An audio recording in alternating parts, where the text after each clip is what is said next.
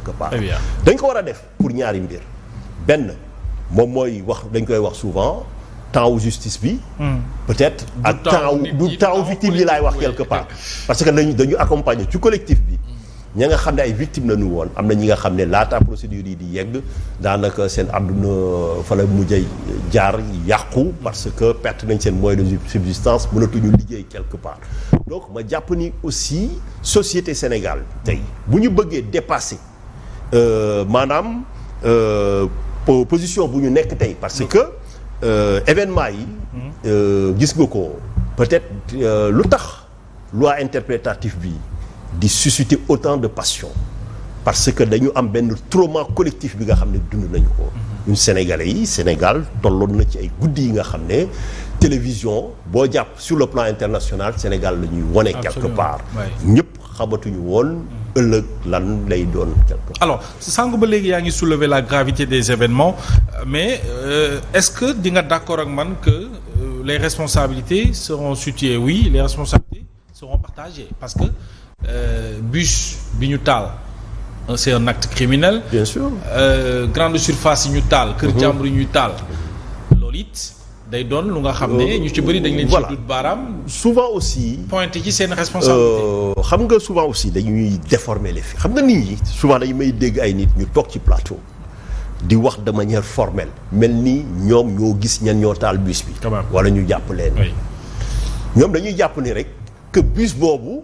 ña ko mën a taal fii la ñu mën a féete mënuñu féete feneen parce que yoon dafa ci enquête mais xoolal waxuma la sax Sénégal mais yeneen réew yu mel ni France gis nañ faux attentat bi nga xam ne Mitterrand quand il était au plus bas des sondages def na ko pour yokki donc c'est-à-dire mënuñu ñëw ñu am ay préjugés tey boo fekkewul mbir mi mënoo ci wax lu ñu mën a def moom mooy comme ni ma wax xeex ngir dossier yooyu bañ a nax saay ñi nga xam ne ñoo ci loru ñi nga xam ne ñoo ci gaañu ñu leen di masaw ñu fexe ba quel que soit les moyens yi nga xam ne état war na ko mën a mobiliser ñu xam ñan ñoo def njombe yooyu ñaawteef yi ak fu ñu mënti doon effectivement yoon def liggéeyam quelque part. Très bien. donc ma jàpp ni boo waxee ne les responsabilités sont partagées day mel ni yow da nga fekkee ba ñuy taal bus bi. xam kan moo ko yoree quelque part. parce que moo tax ma jàpp ni dañ ci war a maanu. dañu jàpp ni rek tey comme ni ma ko wax. du ko conseil constitutionnel fàttali am na ay meurtre am na assassinat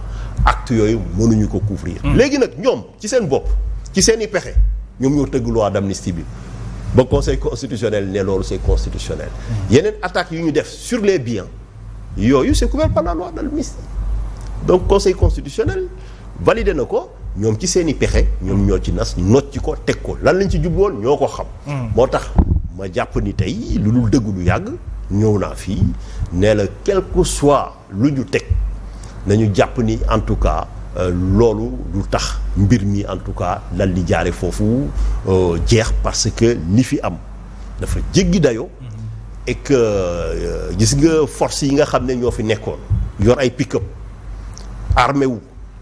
di opérer à côté des forces de sécurité et de défense ngànnaay yu ñu yoroon ba sànq ci suba kenn mënu la wax fan lañ ko wéer. oui ñooñu kenn mënu la wax fan la ñu nekk ñoo naa fii sa plateau nga ne ma mais ñi ñuy gis ñuy tirer te duñu ay policiers est-ce que ñooñu am nañ droit ma ne la amuñu droit force de sécurité et de défense même waxuma la sax kii mais dans le cadre de guerre civile même les rebelles dañu war a am signe distinctif. pour ñu considérer leen comme statut de combattant qui fait quoi. donc moo tax ma jàpp ni tey dossier bi foog ñu ubbi ko. c'est important. tey foog ñu xam arme yooyu fu mu jógee. mais sànq maa ngi lay naan est-ce que dina yomb ci justice xam nga yaa ngi naan léegi justice bi li mu yor ci ay dossiers kenn xamul nu mu toll. maintenant buñ ci bëggee yokk lii nga xamante ni nii évidemment il faut que ñu leeral ko. ñu moo tax may militer. pour ñu créer. ne serait-ce que dina mën a wax tribunal benn chambre spéciale bi nga xam ne dañ koy jébbal dossier yi. jox ko ay magistrats mobiliser benn équipe d'enquêteurs. ñu ciy xëy di ci góor concentré wu ci.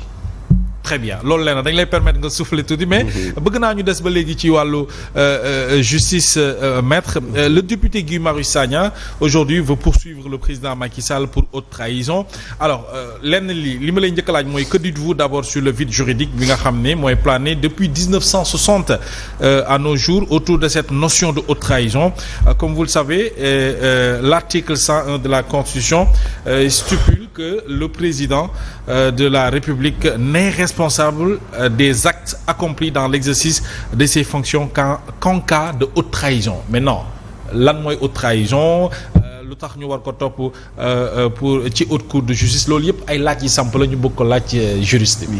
waaw kooku laaj bu am solo la mais damay fàttali ñaari mbir tey haute trahison ci boppam jamono ba ñuy tëgg suñu première constitution dugal ko ci c'était dans l'air du temps amul woon ay définition parce que nit ñi dañu jàppoon ni politique dafa nekk li nga xam ne dafa mouvant di changer te politiciens yi aussi bëri feem bëri pexe quelque part que bu ñu jëlee benn liste ñu ne lii mooy haute trahison gars yi dinañ nas beneen pexe nocci ko ba du bokk ci liste bi quelque part ñu ne nañu bàyyi juridiction bi nga xam ne moom moo nar a poursuivre bu ñu demee ba teg formation beeg yëpp ñoom ñooy apprécier lan mooy haute trahison mais le fait que ñu jox leen pouvoir d'appréciation bi cela veut pas dire que ñoom dañuy ñëw di wax seen xalaat quelque part parce que bul fàttali ni du ñoom rek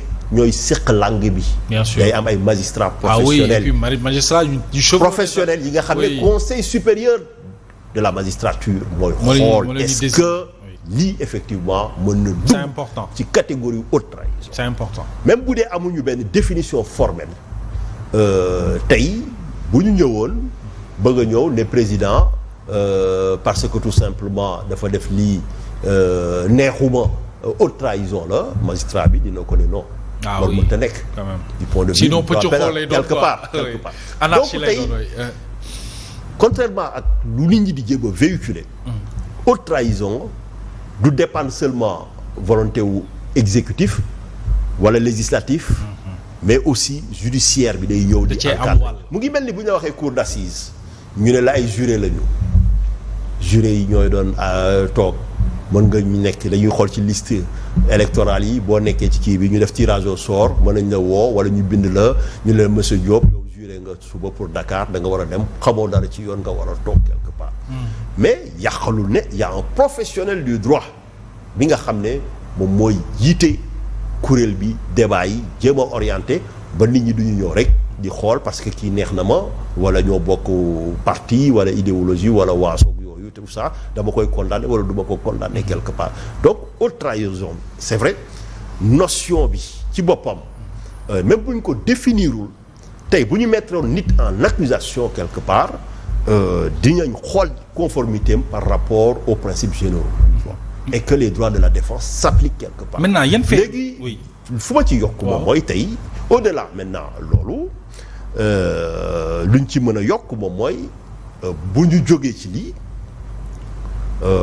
ci réforme yu bëgg a sumb ci mbirum justice bi war nañu fexe effectivement parce que ay dëkk yu mel ni France noonu la woon après ñuy yokk seen article 68 bu constitution ñu joxe benn définition bu gàtt même ñi ko définir ñoom définir dañu ne rek c'est une atteinte aux intérêts fondamentaux de la nation xam nga loolu ça n'avance pas quelque part aux intérêts donc ça veut dire que rien n'est intrinsèquement une haute trahison tout peut le devenir il suffit effectivement que ñoom ñu apprécier ko donc mais am na ay dëkk yi nga xam ne bu ñu jógee ci conférence nationale yi transition dans la sous-région ils ont défini donc haute trahison mais mën nañ jàpp ni même bu définition amut le fait que yow nga nekk président gis nga élément yu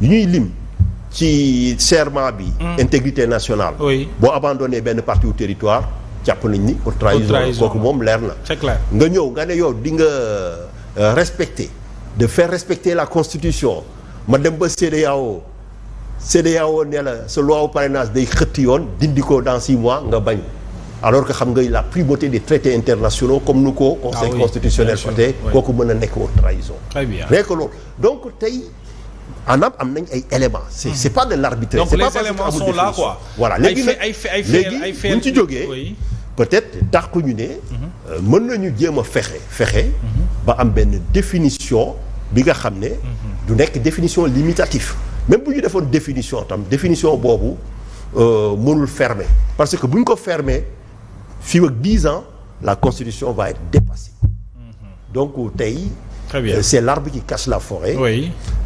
mën nañu def benn loi organique. Peut-être jéem a encadrer. Règlement ou procédure beeg yeneen yi. joxe benn esquisse su définition. mais man maa la ko wax. ba abadan mais loolu ça peut prendre du temps maître. et puis boo jëlee États-Unis par exemple. États-Unis ñoom dañu jàpp ni acte de corruption. haute trahison la oui. que le président peut être destitué, impeachment. Voilà, effectivement, être jugé et condamné. juridiction yi topp ko. mais non bon est-ce que kon li nga fi lim yëpp mu nekk ay contraintes. est-ce que du doon jafe-jafe ci l'honorable député bi bëgg a porter cette proposition de loi ak surtout les Sénégalais ont envie de savoir Macky Sall ci kaw table bi lan la ñu war a mën a teg ci kaw table bi pour toppee ko haute trahison. parce que ñu ci bëri lu ñuy véhiculer bokk na ci peut-être sa gestion ni ñu salfaañee suñu ay finances publiques. falsification ay chiffres wala sax maquiller ay chiffres est-ce que yooyu du ay faits yu nga xam ne yu xaw a oyof la pour mën a toppee un ancien président de la République quand même mu nar a doon ñun ci sunu génération yi lu ñu fekkee une première parce que fekkee na Astou Abdou Diouf Abdoulaye Wade ak président Macky Sall aujourd'hui le président Diomaye Faye topp un ancien président est-ce que du précédent dangereux? Non, topp un ancien président du précédent dangereux. Au contraire démocratie moo ni bindoo c'est-à-dire texte yi ñu def conseil constitutionnel nekk garant bi mais bu ko président wàccee mais yoon la aussi. ñu teg ko ci yoon ñu teg ko ci yoon. xam nga lu tax. dañuy teg président bi fi nekkoon ci yoon mais dañuy adresser beneen message président bu war a ñëw 2050 ne ko ne gis nga li fi amoon at sangam boo wàccee wala nga foog ne yow. yaa moom réew mi. taxaw ku wax nga jàpp tëj ku kii nga yónnee nit ñi jàpp di rey. yow nga nekk premier garant de la constitution jàpp sa cell mais boo wàccee aussi lu mu yàgg-yàgg mën nañ la fa jaarale waxuma ne loolu lañ koy def. mais dama jàpp ni da nga ma sampal benn laaj. ne ma sur le principe est-ce que voilà c'est pas léger ma ne non c'est pas léger parce que constitution lépp li nga ma wax nii. constitution moo ko lim quelque part. mais aussi constitution tey dafa am lu mu teg.